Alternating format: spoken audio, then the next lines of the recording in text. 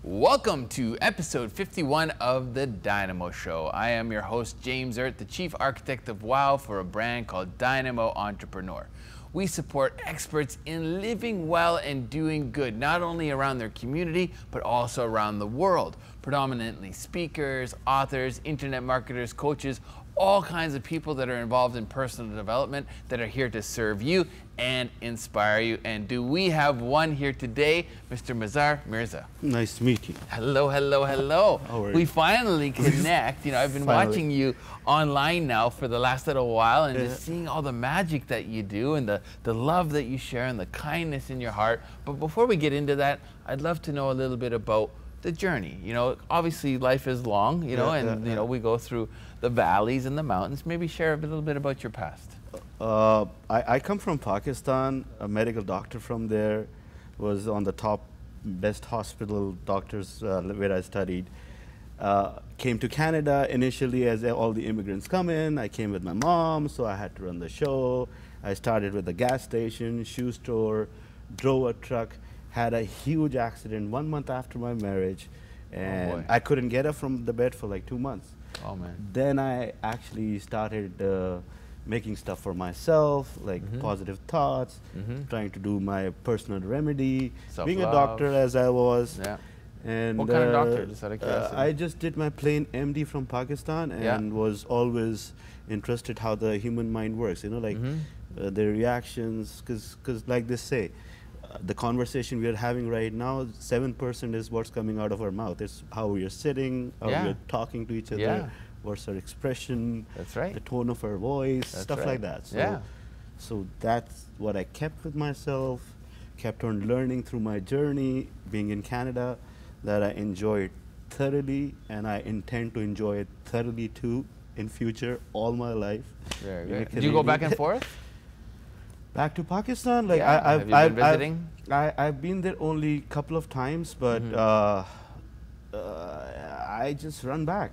I just come back here because this is me now. This is home. This is home for me. Like it's an amazing country. You know, every time I go to Southeast Asia, because I live part-time in Mumbai, right? I do a lot of business in Mumbai, and I support some orphans there. I come back to Canada, and I just love the connectivity, the multiculturalism, the non-judgment. You know, it's just a different place. Like Toronto itself can teach the world a lot. One thing that just like Canada, one time like how Canada just bought me out was, I had my son after my accident, and the hospital kept him for like 18 days, you know, and I just paid the parking.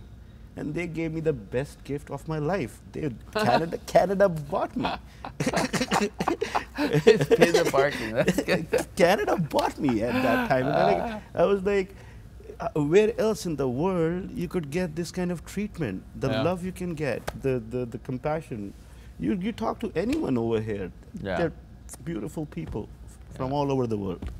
What would you say is your #1 driver in life? #1 driver for me in life? My mom. Your mom. Okay, okay. Why? Yeah, because when I actually started driving, yeah, initial years of my life, I started the car and I backed it up and I hit the pole. You know what she said? She goes like, start the car again. How did you hit the car? And that was the day I'm still on my steering wheel. Very good, very good. You kept it up. You got back in there again. Inspiration. Like she never let me go down. Whenever I would go make some mistakes, she would like, how could you make the mistake? Get up and do it again. And she's here now with you? Yeah, she's with me. Very good. Me, my mom, beautiful wife, 2 awesome kids, boy and a girl. I love it, I love it. Where do you see yourself, let's say, in like 5 years? What's going on in your life in 5 years from now? 5 years from now, the Book of Positivity project that I'm working on, I plan to have the whole app going for it. I'll be starting to do Facebook Live with my Book of Positivity and Social Experiment. I don't know where the life is going to take me. I'm just walking the walk and enjoying it because I don't want to have the pressure of, okay, at 5 years I want to be here. Maybe I'll go beyond it. Yeah. Yeah. And also you can set some targets, but like how do I define success is like every point of time you decide your success level. Like a person could do anything to change his level of success. Like I want to do this, then I will achieve that. But you cannot just stick with it. Every moment of your time, you have to keep on changing it and evolving into it, because technology is changing. Like artificial intelligence that you're talking about. Every moment of time, I'm sure you come up with your awesome ideas and take it ahead. Yeah, ever evolving. I love it. Being present, you know, in the present moment and enjoying it and understanding this is the only moment we really have and at the end of the day. We can only do it in Canada. Yeah. Canada, we have so much scope, so much education out there, so many smart people. Whatever is happening in the world, like my firm belief is, if we all get our heads together, put few smart people in a room and provide them with everything, we have all these solutions here. We just have to discover them. I love it. The project that I'm doing is one way of, pricking that kind of like. Let's talk about it. Let's talk about the Book of Positivity. What is this product? Share with our audience a little bit about it. Book of Positivity, like I said, I had this huge accident 1 month after my marriage. I couldn't get up from the bed for like 2 months. I was like, God, what should I do next? I started making stuff for myself, started sharing them on social media. Then I came up with this name, Book of Positivity. Like, I'm like, okay, positivity, where could you find positivity? Only in Book of Positivity. Then I started making few videos about it. I call them Welfies. As people have already seen selfies, now it's time for Welfies, like shorts, to the point. Yeah, very well done. I enjoy them, I really do. Positive thoughts. Yeah. Then the concept was actually passive positive therapy. So I would do different things. Like I would make these chits, and I've given out these love and happiness chits to like maybe 35,000 people by now in hand. And I've asked most of them to pay it forward. And it's a way of doing passive positive therapy to the whole society. And so don't eat it, pay it forward? Pay it forward. Just watch the Kit Kat go by? No, eat the Kit Kat. Okay. Now, literally, you have love and happiness in your hand. Yeah. That's what people are striving for. People go work hard, they go across the world to make the money, to find their love and happiness. My concept is, buddy, you have it literally in your hand now. Yeah. Pay it forward. Pay it forward, yeah. Like, people are striving for it. It's just a piece of paper.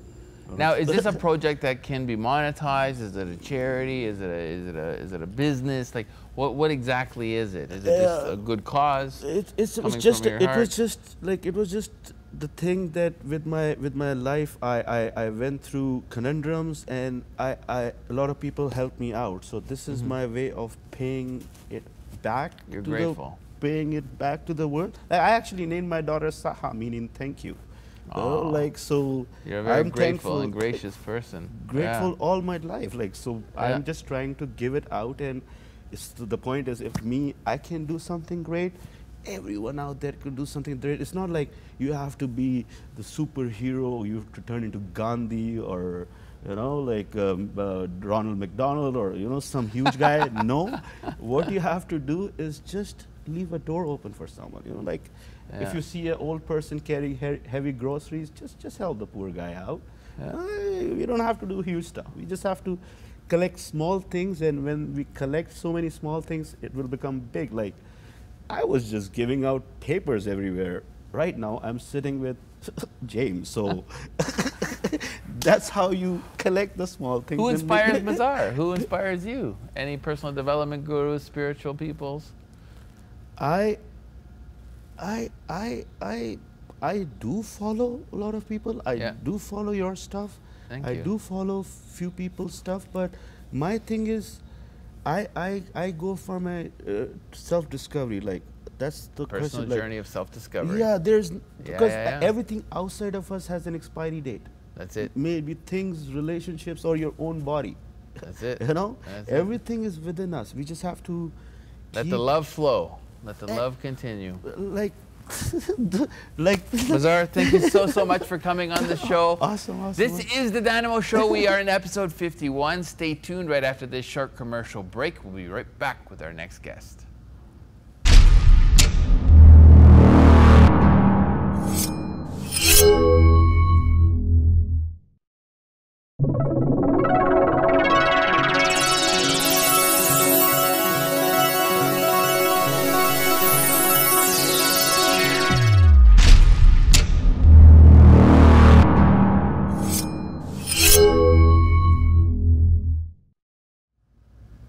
And welcome back to the Dynamo Show. I am your host, James Erdt, and I am about to interview a dear friend, Candace Lauren. Hello. Yes. Moving and shaking and doing, but before we get into that, what we're going to do is we're going to talk a little bit about your past. How did you kind of get here? Some of the stuff that maybe you've gone through, some challenges that you've overcome to be this magnificent woman that you've become. You know what? The first thing that came to mind, there's so much I could talk to you about, but what I will start with is my chapter in the best-selling book that I'm a part of. Okay, It's called Extraordinary Lives, Nice. Stories of Triumph and Inspiration. Nice. And so my particular chapter was called Living to the Fullest.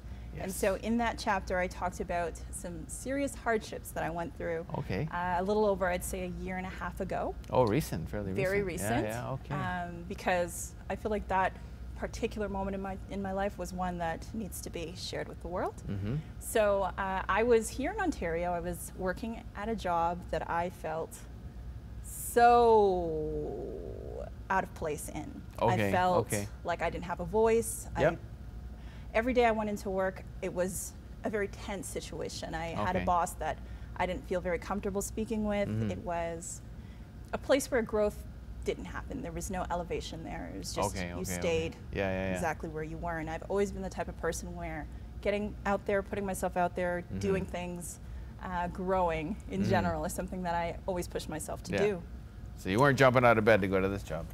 No. No. No, so in my chapter I talked about how literally like every time I went into work, I would literally hold on to my purse straps tight because I did not want to pass by that one particular supervisor because that's how tense it was. Wow. Yeah. I just couldn't wait until work was over. I was like, man, I got to get in my car. Yeah. When it was lunchtime, I got to get in my car. I got to drive just to get away for Just like to half get an away, hour because breathe. that's how tense it was. It was not enjoyable. That's not healthy. No. And so what happened was I said, you know what, Candace, I used to cry all the time. And I used to call my mom and be like, Mom, I want to quit. Yeah. Like I used to just be so emotional about it. And she said, Candace, you can't quit until you find something else. And I'm like, I don't know. Yeah. And so I went online and I found a job posting for a job in the post-secondary sector because I've always been an overachiever. So when I was in post-secondary, I ran in the elections, student government elections. Nice. It was a wonderful opportunity to work at Humber College for 2 years. Oh, very good. And so I was the vice president of student affairs there. Very nice. And being able to help people in that capacity was something that is like permanently etched in my heart. It's mildly addictive, isn't it? It is. I love making a difference in people's lives. Yeah. And so I said, if there's anything that I want to do, Awesome. oh, you got to.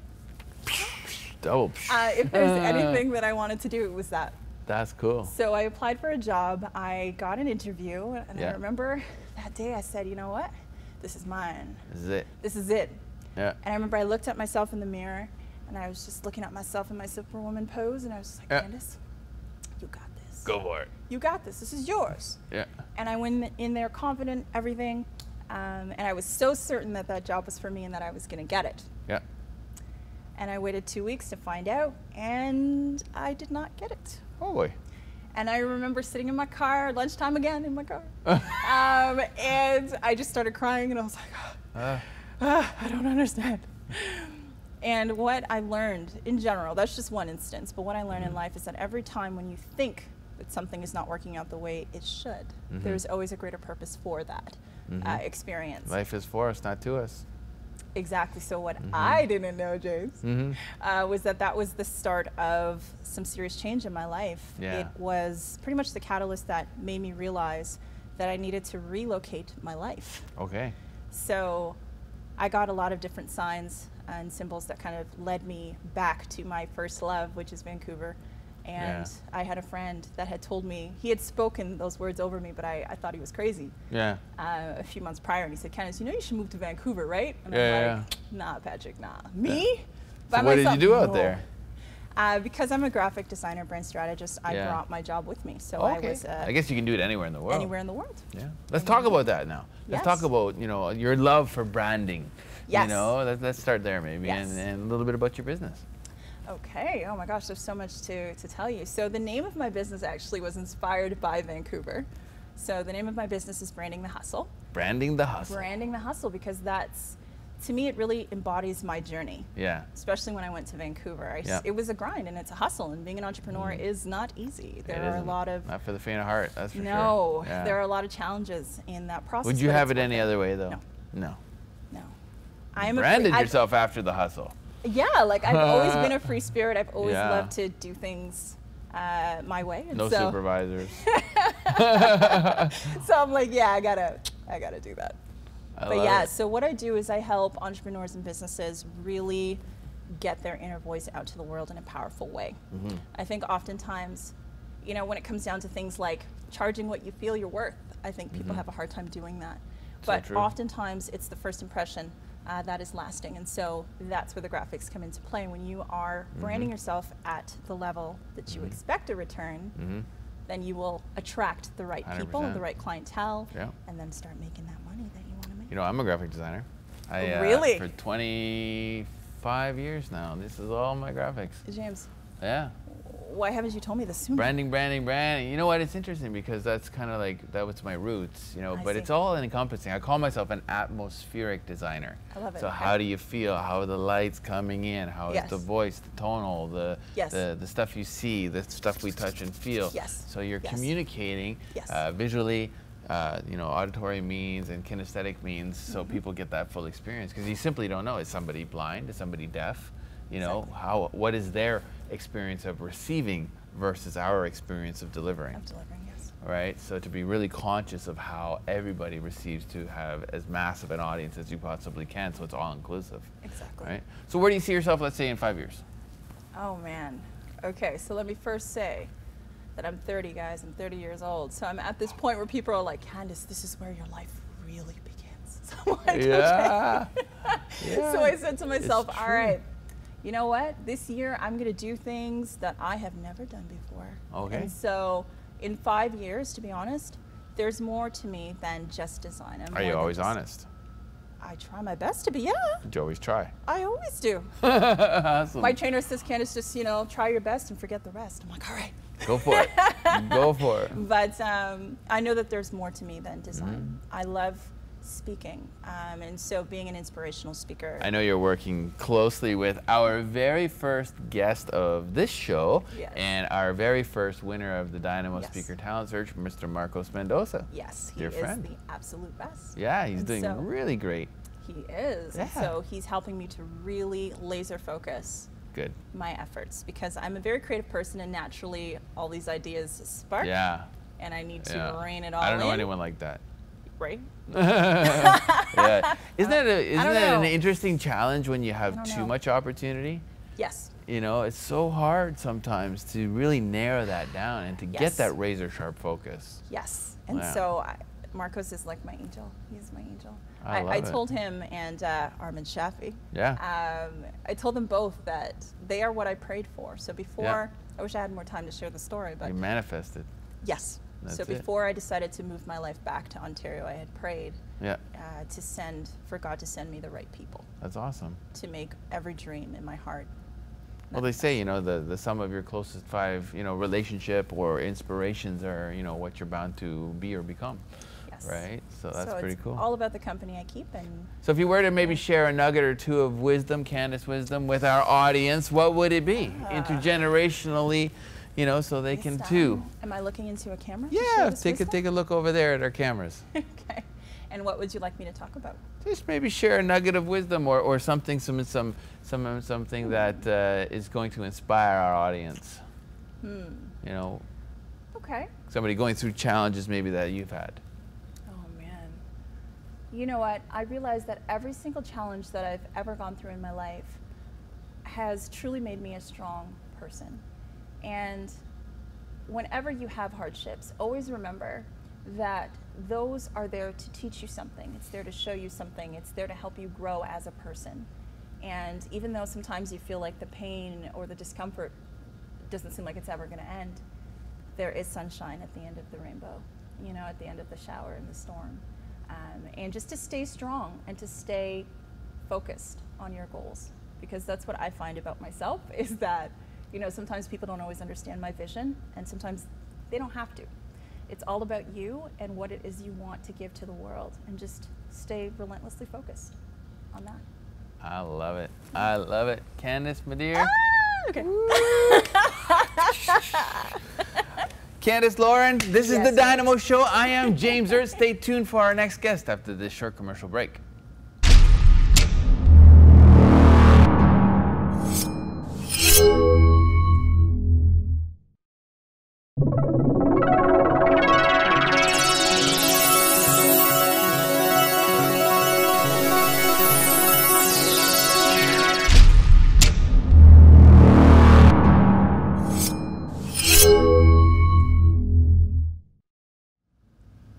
Welcome back to the Dynamo Show. I am your host, James Erdt, the Chief Architect of WOW for DYNAMO Entrepreneur, a brand that supports experts in living well and doing good around the world. And once in a while, I have a guest on the show that truly inspires me. And today, I have the fortune of sitting with Giovanni Marsico of Archangel, which has been instrumental in my own life, my own evolution, and my own inspiration. So first off, I want to thank you for coming on the show. Honor you and your work, and you know, you've had profound effects on my personal life and my career and my philanthropic project, which we'll get into. But before we do that, maybe let's talk a little bit about, you know, the younger days. Where did Giovanni start? Where did I start? So I like to go back to when I was, 10 and started getting bullied at school for being smart. I had an IQ test done, and they said I was gifted. They used that word, and then it was weird. It was strange. People would. I remember one day a group of kids surrounded me and said, "Stop doing so well on your tests. You're making us look bad." Oh no! I ran home crying to my mom, and shortly after, I discovered comic books. Yeah. And the first X-Men I ever picked up, the very first page said Xavier School for Gifted Youngsters. Nice. And there was that gifted word, but now the context was superheroes. Yeah. And I thought, wait a minute, there's something here with this word. And you resonated with it. Yeah, totally. Yeah. So then I really resonated with the X-Men, and fast forward to high school, I started, when you're entrepreneurial, it comes at a young age. I'm sure for you it was the same kind of thing. Totally, yeah. I was 16, started to go into teen dance parties and realized I can do this. Yeah. Started producing our own events at 16. We had 1,000 people at our first event ever. And oh wow! So were you like DJing and stuff, promoting? That's it. Yeah. Oh cool. Rented a banquet hall. I don't know how my best friend and I, at 16 years old, rented a banquet hall. We did, and it just kept escalating to the point where our largest event, when I was 20 years old, we had 5,000 people. Where was your first event? Luna Ballroom. Luna Ballroom. Okay, mine. Jane and 401. That mine was in London, Ontario, at the Big Bob. Nice.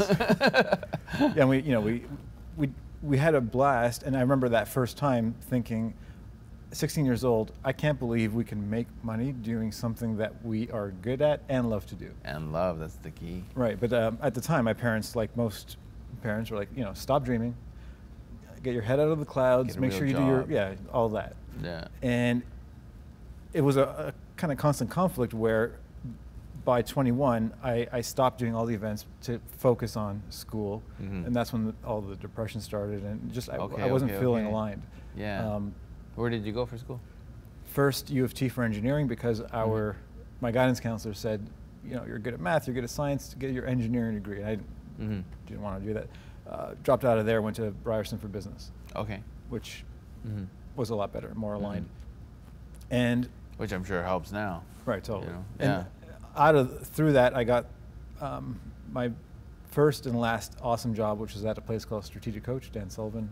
Yeah, amazing. Big fan. Big fan. Yeah, he's amazing. And I got to run the marketing. Legend. Totally. He's the legend of legends in the industry, for sure. And I felt like I was cheating because clients would come, you know, it's a workshop program for super successful entrepreneurs, and they would invest tens of thousands to be a client. I was getting paid more to sit in on the same rooms in my 20s. Amazing. So I left there with two goals. I said I want to, I want other people to experience the kind of learning that I did, being around these incredibly smart. How young are you now, just out of curiosity? I just turned 40. Just turned 40, okay, yeah, very good. And I said, you know, at some point when I qualify for this program, I want to come back as a client, which I did. So that led me into consulting for marketing, eventually into real estate, which I did super well and hated it. Really? Because it was not aligned with who I was, and it caused a lot of dissonance, it caused a lot of anxiety and depression, and I became super overweight. Even though you were doing really good with it? And well, it's the worst place to be, and I know anyone listening or watching might say, yeah, come on, man. Yeah. But it becomes a trap when you're doing well and you're reliant on that cash flow to get out. Yeah. But it afforded me the chance to join different mastermind groups, high-level coaching programs, right? And that spawned my current existence, which is Archangel, where I kept going to events and saying, you know what, this isn't exactly what I wanted, and finally I just said, I have to create the event I would attend. Who would be, like, let's say, your top 3 inspirations in the personal development space outside of Dan?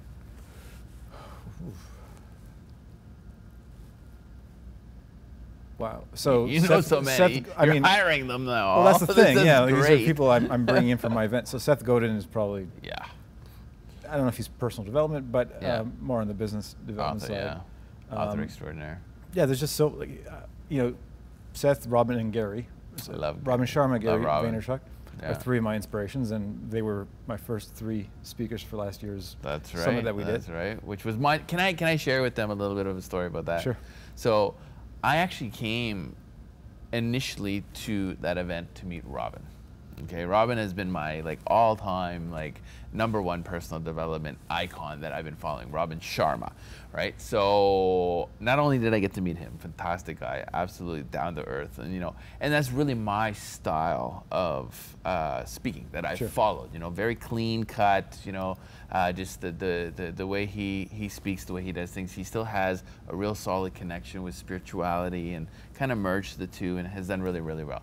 And then Gary, obviously you can't, avoid Gary nowadays. He's like, what's that word where he's like everywhere? Omnipresent. Omnipresent. He's like omnipresent, and he just kept popping up. And at first, when I started watching his stuff, it was like, whoa, my God, wow, he's so in your face. And then you slowly, mildly get this addiction to it. And I go on Gary-a-thons and just start watching all of his stuff. And I was like, I need a little bit more Gary, in my style, because I just love it. I was watching Gary, I was watching Grant Cardone, who's become a friend now, and just guys that are really more business focused and right to the jugular, no BS, straight shooting, get it done, right? And I loved it, and it monumentally changed the way I started doing things. Show up at Archangel last year, and Gary happened to be, one of the speakers, and then you had the row there where you can do the Ask Gary V. He was doing the Ask Gary V portion of his show after he does his speaking, and instead of talking about myself, I basically donated my question to a philanthropic initiative that I'm doing called the Reviver Rejuvenation Ranch for at-risk kids. So I asked Gary, I go, in your professional opinion, what would you do if you were looking to launch a ranch like this for at-risk kids? And basically, what would be some advice that we could get this kind of thing off the ground? And right away, I had his attention because it was different than, you know, a lot of the self-serving questions for business. And he gave the most brilliant answer. I thought it was like, just like heavenly. I went back to my seat. I turned around to go back to my seat after the most amazing answer. And everyone's clapping and stuff. And he's like, hey, wait, dude. He's like, hold on. He goes, put me down for the first $50,000 for the ranch. And it was literally like, you know, the NBA where, you know, you're in the last game and you're down by like, you know, 2 points, and then all of a sudden the bell goes, but the three-pointer is already on its way and it goes in and the whole crowd is like, wow. And that happened, and that was like a monumental moment. So I have to thank you for that, because you created a platform that allowed me to jump off the cliff with my project in the philanthropic space, which is my purpose and my calling, and really the direction of why I'm doing all this to get to there, right? So, you know, it's so interesting by putting yourself into these different situations that allow you to evolve, to meet better people, to meet people in places that can take you to higher places, and that happened at your event. And I know you do it every September, and when we come back after this commercial break, I want you to tell us a little bit more about Archangel. Is that okay? Awesome. All right, cool. All right, so as you heard it, I am James Erdt, and one thing I did want to share with you before we go to commercial break is just when you follow your heart, you know, and one of the things that I really admire about Giovanni is, you know, I've seen his evolution and kind of where he's come from, and I've heard your story numerous times now, and it's so commendable when you see somebody really taking that leap. And if you're ever thinking about it or considering of really following that calling deep down inside to create something magical, and it's usually, and I would probably even say 100%, in the service of other human beings, it is a life of magic. And I'm sure you're living it right now. I'm watching it, I'm witnessing it, I'm beginning to live it myself. So take the leap. We're gonna go to a short commercial break. We're gonna come back, we're gonna learn about Giovanni's leap. It's called Archangel. Stay tuned.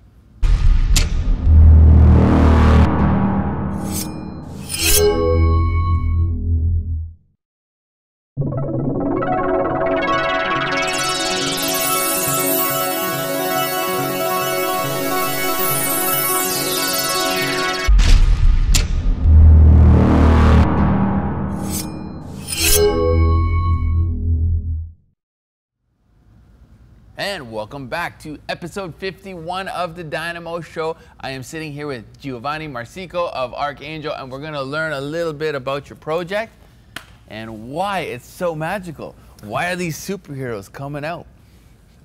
Well, I think, you know, advice for anyone watching is that you don't create a product and then try to find people who need the thing. What I believe we've done really well is we've identified a tribe and we've built a community around this avatar of what an archangel is, and now we serve the tribe and we give them what they want. And what a lot of people want as the world gets more digital and more technological, more virtual, people crave human connection. They do. The other thing that I've discovered in my own growth is that no one does anything alone. If you want to be successful, you have to surround yourself with people who can support your growth or pull you up the mountain, provide you wisdom, and keep you accountable. It's about the we. Totally. And I know you're big with we right now, so I want to talk to you about that. For sure. Right, so what I want to do is facilitate community and connection in different ways, and this event is the biggest way we do it. We had, you know, we're getting thousands of people coming out to these events. Amazing. And paying good money. Right. Like the tickets aren't like cheap comparative to some of the other personal development stuff, and it's worth every penny. Thank you. Every penny, man. Every penny. And the entire thing's a fundraiser, right? So what we do now, we have been supporting charities, and we're also going to be doing some fun stuff for entrepreneurs where we can do grants and microloans. Which is amazing. And it's our way of supporting sustainable growth, because charities are amazing, and we also feel that entrepreneurs with giant hearts who are superheroes can create sustainable change and profit, and if we could just fuel them from the beginning, they can get things going. Social entrepreneurship. Totally. I love it. What is your take on social entrepreneurship? I value the idea that to make a giant impact, you have to make a lot of profit too. Yes. Right? You need Agreed. you need the money to scale the impact. But you can do both. Yeah. You can make a fortune by making a difference, not picking 100%. one. I think there's a lot of people who think money is a bad thing. To me, money is simply the fuel for exponential impact. Mm-hmm. And to get there, you have to understand you have to sell something that creates that profit, and Mm-hmm. you have the mindset that it's all about fueling the growth. And like you said, by making the difference, not making the fortune, to make the difference. Exactly. Money's never the goal. Yeah. If money is the goal, then to me that's a challenge. Mm-hmm. If the impact is the goal, then the money becomes a tool to create that impact. And ultimately more sustainable. Right. Because it fuels itself. Exactly. Right? It just keeps going and going and going. Right. And that is true philanthropy.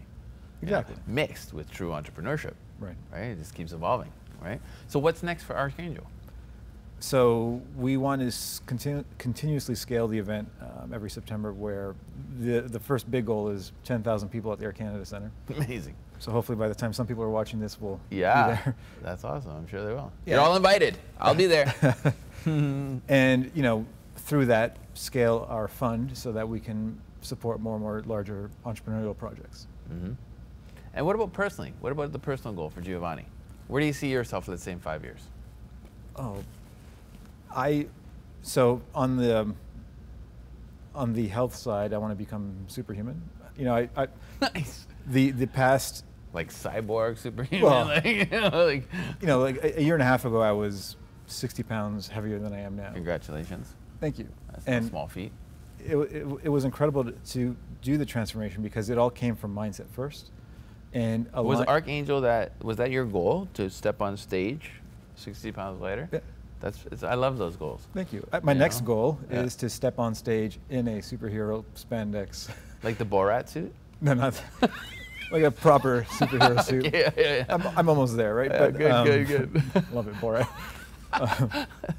But I want to continuously grow exponentially in every area. Mm-hmm. So deepening my personal relationships, my love relationships with my partner, with my family, friendships, scale the company in terms of the impact that we're creating, and just find more and more people that, like you, who are doing epic, big, game-changing moonshot missions. Moonshot. Right? Love it. That's my favorite word. That's it. And just Good word. connect all of us together and figure out how to support that growth. I love it. And what's really cool too, which maybe you haven't even thought about, there's a lot of 40-something men that watch this show that are entrepreneurs that are stuck in, the dead-end marriage, the dead-end job, depressed, etc. They're going through that midlife crisis, and you don't even really think or know you're going to hit it until you're like in it, I mean, I just went out and bought a Harley. I joined the midlife crisis Oakville biker gang, you know what I mean? Nice. Like with a whole bunch of like old dudes driving around these really expensive motorbikes, but they're alive again, they've done something to elevate their life. They're getting in shape again, and people like ourselves, that are constantly striving for personal development, self-growth, that by default inspires other people. Right? And other men at our level, they've acquired stuff. They've acquired money. They've acquired things. And just with a simple little paradigm shift of going from expecting things in life to appreciating things in life and really just enjoying the moment and doing it for the right reasons of what makes you truly feel good, getting more abundance, compassion, joy, love in your life. Very simple things fundamentally, much more challenging because human beings are habitual, by nature, to slowly start shifting and going to an event like Archangel or some of the events that we do, just to get out there, to meet amazing people, to be inspired by, and having that energy in person is so much more powerful than actually on a device. Like you say, the world is becoming more digital, right?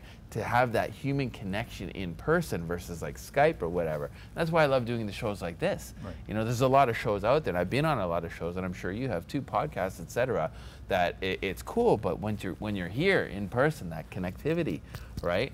It's a unique energy that you can't emulate in any Imagine way. 10,000 people, like you said, at the Air Canada Centre, and they're all on, like they're turned on. They're not missing a moment. Right. You know? And because of how we build the tribe, everyone has the same heart, which makes it unique. Where it becomes like a giant love fest, and the energy's palpable. It is. It's hard to explain unless you're actually in the room, but it's very unique. Yeah. Everyone who's sitting beside you is someone who would love to support you. Care to share your website? archangelsummit.com. Yeah, that's it. Now talk about we, because I know I'm a huge fan of we. I was actually at their offices when they first started. They were connected to Free the Children in Cabbagetown, Toronto, way back, and such a fan of the project and watching their evolution, inspired by the Kielburgers. You know, tell us a little bit about that and your relationship with them. Well, as soon as I discovered them, actually, I met Craig, I think 10 years ago. I was one of the youngest presidents of a Rotary Club, of all things. Oh, no way. I support Rotary. Yeah. Amazing. And the annual Rotary Conference had Craig speaking as this young kid. And I thought, well, I'm this young kid doing this, and that's so cool. And that's when I first met him. And fast forward, when we actually came up with the summit idea, I said, I want this to be the We Day for entrepreneurs. Amazing. Right, and We Day, if you haven't heard, is a large event that happens at the Air Canada Centre. It's all students. You can't buy a ticket. You have to do community service to receive a ticket, and they get celebrities to come out and speak to the kids. And I went to my first We Day last October. It was the first time I was allowed in. I was like, I can't get into this thing, right? So because we are now an official partner and sponsor of We Day, which is a huge, proud thing for me. Were you there with Gordani? No, we were during the daytime. Yeah, so I was in the evening, and Gord, he did his final show. Yeah, that's amazing. What a surprise, man. Yeah. So good. Yeah. And to even witness the level of organization of an event that size. Yeah. So we're going to do whatever we can to support we. A lot of moving they're parts. helping us scale our event in different ways, which is really cool of them. I love it. I love it, man. A lot of exciting things. I have to thank you, Giovanni, for coming on the show. Keep doing what you're doing.